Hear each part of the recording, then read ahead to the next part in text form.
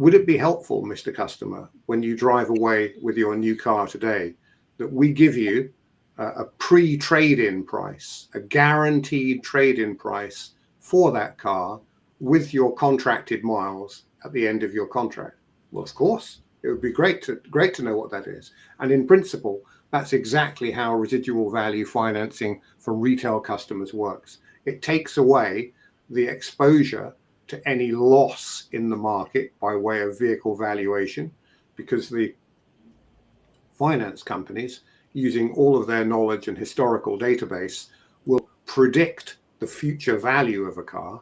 But as we've seen in recent months, recent years, with the change in vehicle types and electrification, and with manufacturers changing the retail pricing which they're offering vehicles at, for example, a very popular example at the moment would be a Tesla Model 3. If you bought that car 3 years ago, and if you bought that car today, the retail price would be considerably lower today.